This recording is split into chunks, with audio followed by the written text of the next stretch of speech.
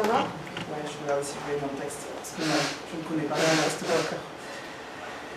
Bonjour à tous, je suis ravie d'être avec vous aujourd'hui. J'étais là il y a 2 ans pour présenter des travaux sur la prise de parole, la professionnalisation des journalistes qui deviennent média coach. Et puis cette année, c'est autre chose puisque je parle d'hybridation et de professionnalisation toujours, puisque c'est toujours les mêmes thèmes du colloque. Et je viens vous parler d'un profil plutôt particulier qui m'a intéressée, vous comprendrez pourquoi, celui de chercheur consultant au sein d'une agence de conseil en communication. Alors j'aimerais tout d'abord partager avec vous un sentiment fort, celui de ma volonté de faire de la recherche en sciences de l'information et de la communication. Pour moi, c'est d'abord observer des pratiques pour les mettre en mots. Comprendre des actions qui sont situées, comme le dirait Comté. Et les actions situées, ça doit s'entendre ici comme, au sens de la théorie interactionniste évidemment, parce que le but de tout ça, c'est de transférer des données empiriques vers le milieu académique, c'est-à-dire les faire aboutir vers le savoir collectif. Super. C'est aussi poser un acquis sur l'évolution et les contradictions épistémologiques, méthodologiques et déontologiques de la communication et de sa connaissance plus générale. Là, vous vous dites, c'est super, elle nous enfonce une énorme porte ouverte, on adore. Vous êtes un parterre de chercheurs, je ne vous apprends rien, très bien. Le seul problème, c'est que moi, j'ai passé 5 ans de ma vie à essayer d'expliquer ça aux gens. Ce que c'était les sciences de l'information et de la communication. Alors pourquoi l'expliquer? Hier, Vincent Brulois disait, justement, il y a une méconnaissance des sciences de l'information et de la communication. Les gens connaissent les TIC, les technologies de l'information et de la communication, mais pas les SIC. Et encore moins leur intérêt. Très bien.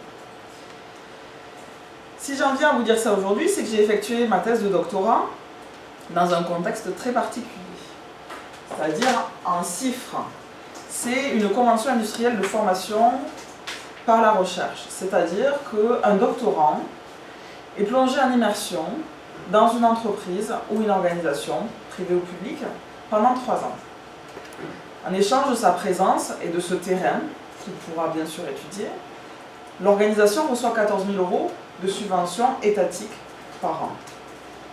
Et puis, elle peut aussi prétendre à déposer certaines dépenses dans son relevé d'impôt pour recevoir des crédits d'impôt recherche. Il y a un intérêt très fort pour les organisations à faire ça. C'est déjà avoir un accès à la connaissance, au savoir, à la conceptualisation de tout ce qui peut être analysé par un chercheur, mais c'est surtout aussi plonger dans un autre monde. Ce statut complexe a été étudié par de nombreux chercheurs, nombreux je dirais 4 ou 5, dont Folly et Dulaurent, qui ont été eux-mêmes en thèse CIFRE, et qui disent que ce statut est souvent l'objet de fertilisation croisée entre les exigences académiques et les attentes du milieu professionnel. Pour moi, ça relève forcément une certaine ambivalence qui est complexe. Alors, cette thèse, juste pour vous resituer, je l'ai faite sur un superbe sujet que j'adore, la prise de parole en public. C'est génial, vous verrez, vous pourrez bientôt la lire, puisqu'elle n'est pas terminée, mais bientôt. Et quand je dis bientôt, c'est que j'ai déjà quitté cette entreprise dans laquelle j'ai effectué ma CIFRE et j'y suis restée près de 4 ans et demi. Ce qui m'a amené à faire cette étude, qui, j'en suis désolée, n'est pas encore aboutie parce que j'aimerais avoir le recul nécessaire pour mener une étude sur la condition de consultant-chercheur en n'étant plus consultante-chercheuse. Mais ça ne fait que 2 mois que je ne le suis plus. Donc je pense qu'il va falloir un peu plus de temps. Alors quelle est la méthodologie que j'ai utilisée? Très simplement, l'observation participante, bien évidemment, la recherche-action, parce que l'idée c'est aussi, comme le disait Comté, que dans les organisations, cette démarche vise à saisir de manière compréhensible les points de vue des individus et à produire avec eux du savoir sur les situations qu'ils rencontrent, une nécessité pour moi. Et puis, une chose que David Douillard, que certains d'entre vous connaissent, qui est l'un de mes 2 directeurs de thèse, se plaisait à appeler la schizophrénie non pathologique mais maîtrisée, c'est-à-dire qu'il m'en a parlé beaucoup, il n'a jamais écrit dessus, mais on passe du statut de chercheur à employé constant. Ils m'applaudissent déjà, c'est sûr. Alors, ce terrain très particulier, celui des agences de conseil en communication, j'ai pas envie de faire d'opposition, j'ai pas encore envie de vous ouvrir des portes déjà ouvertes, mais pour moi une agence de conseil en communication, ce n'est pas la même chose qu'une agence de communication tout court. Une agence de conseil en communication, elle est là pour servir son expertise dans un domaine plus particulier. Juste pour replacer le contexte. Du coup, si, allons-y, j'enfonce des portes ouvertes carrément. Je me suis posé la question, tiens, pourquoi ça s'appelle une agence de communication? Eh bien, une agence, ça doit carrément agencer correctement les choses. D'un point de vue épistémologique, c'est quand même assez rigolo. Je vous laisse là-dessus, vous êtes assez intelligent pour en faire vos propres conclusions. Alors aujourd'hui, ce que je peux vous dire avec du recul, mais sans en avoir suffisamment, et j'espère que l'étude pourra être bien sûr portée un peu plus loin avec des entretiens semi-directifs dans le futur, c'est que ces agences de conseil en communication, elles sont prescriptrices de bonnes pratiques communicationnelles, comme le mot M se plaisait à le dire, se plaît toujours à le dire d'ailleurs, et aussi de savoir-faire. Là où les choses se passent et où c'est un peu plus difficile à comprendre, c'est que ce sont des prestataires de services pour les organisations. Donc ça veut dire qu'ils amènent un savoir, une connaissance, une expertise. Que ça amène aussi parce qu'il y a un échange financier, une obligation de résultat. Et pour eux, l'utopie de l'efficacité. Et ça veut dire quoi l'utopie de l'efficacité quand on est une agence qui fait de la communication? C'est-à-dire qu'on est un peu soumis aux résultats attendus de son client. C'est donc l'interdépendance entre le payeur et l'exécuteur qui, pour moi, souligne une question éthique forte et qui, je pense que vous en avez parlé précédemment, renvoie à des questions plus larges d'éthique dans la communication. Il y a une question aussi qui se pose, c'est que ce secteur, le secteur des agences de conseil en communication et le secteur de la communication en général, évolue beaucoup, très vite. Financièrement, il est soumis, vous le savez, à des coupes budgétaires. Alors aujourd'hui, on peut noter, parce qu'on a des chiffres que je n'ai pas là, mais pareil, vous êtes assez intelligent pour les trouver, toujours.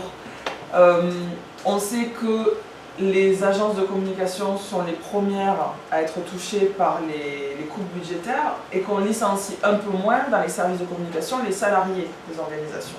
Ça, c'est une bonne chose, premièrement, pour les services de communication. C'est peut-être un peu moins bon pour les agences de communication, qui sont donc des prestataires, à qui on dit, bon, écoutez, votre prix doit aussi dépendre de l'offre, et souvent, l'offre est supérieure à la demande. Donc, les tarifs sont constamment réadaptés.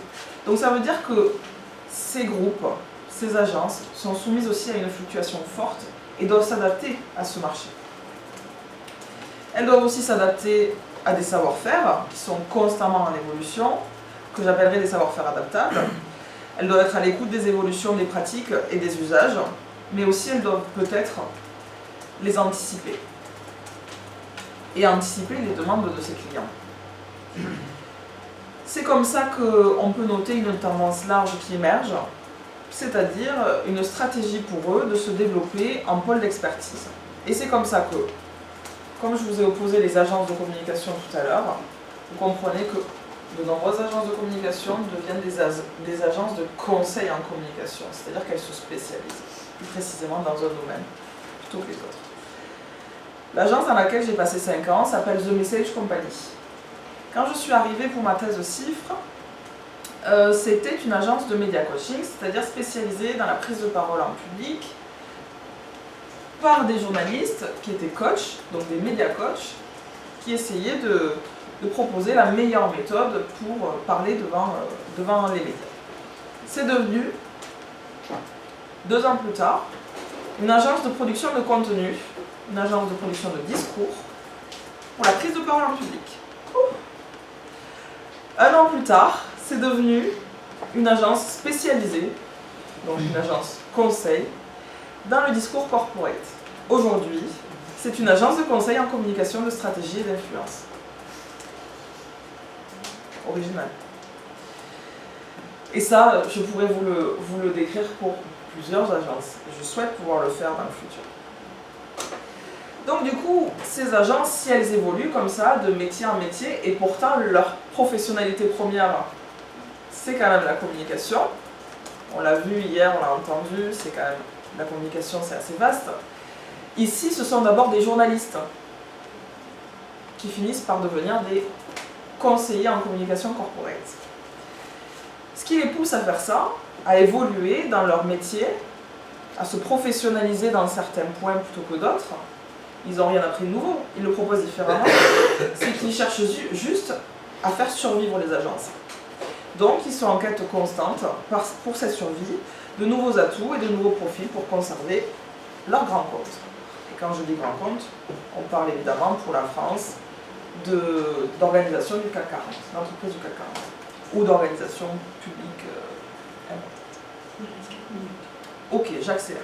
On a bien tout. Du coup, ce statut de consultant-chercheur, il n'y a pas grand monde qui en a parlé, mais pourtant ça émerge de plus en plus.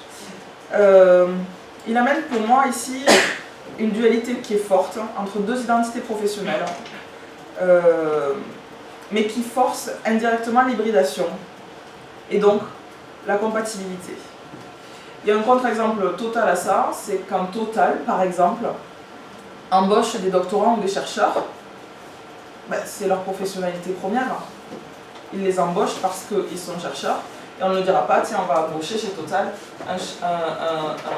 un salarié chercheur. Non, on embauche un salarié parce qu'en fait, chez Total, par exemple, tous les salariés sont chercheurs, quasiment, ou ingénieurs au minimum. Aujourd'hui, le consultant, comment on peut le voir? On peut le voir parce qu'il conceptualise les choses d'une manière plus globale. C'est la globalisation de l'action pour favoriser la pertinence. Et le chercheur, lui, c'est le fractionnement du réel pour favoriser sa compréhension. En sciences de l'information et de la communication, Simonet et Boucher diraient qu'à la différence des chercheurs, les consultants produisent des savoirs tournés vers la connaissance du réel comme fin en soi. Moi, je vous dirais que du coup, c'est un peu moins sur l'applicabilité du terrain. Le milieu du conseil, notamment en communication, laisse place donc du coup à l'émergence de profils hybrides comme celui-là, qui suggère une interdépendance fondée sur la légitimité du professionnel, quelqu'un qui travaille, qui applique, qui fait du pragmatique, et sur la crédibilité du chercheur, comme Timonier et Chemin se plaisaient à le dire. Une crédibilité de chercheur qui est acquise par des rituels académiques que vous savez, que nous vivons aujourd'hui, des rituels de passage, qu'on peut se plaire à normer ou dénormer comme j'adore le faire aujourd'hui en vous disant que vous êtes assez intelligent pour aller chercher vous-même les références. Mais en attendant, il faut quand même écrire une thèse, il faut quand même produire des communications et des publications. Et puis on sait qu'on appartient à ce milieu parce que nous sommes des chercheurs et que donc nous correspondons à ces normes et nous appliquons ces normes-là. Du coup, ça dénote un peu avec ce dont on parlait hier lors de la table ronde, ce manque de certification dans le milieu professionnel de la communication. Donc on peut penser qu'ils viennent aussi chercher quelque chose qui permettra au milieu de la communication d'avoir une professionnalité axée sur la professionnalité seconde de chercheur et donc sa crédibilité indirecte. De fait, cette hybridation porte le chercheur comme prescripteur, au risque possible d'un détournement, comme le dit Morillon. D'abord de son statut, mais aussi de son discours, qui, selon moi, et malgré moi, je l'ai vécu, peut être instrumentalisé pour servir les ambitions d'une agence face à ses clients, et donc, évidemment, les ambitions d'une organisation, qui ne sont pas forcément toujours les bonnes, surtout quand elles font partie du CAC 40. Il faudra couper ça à la vidéo, absolument.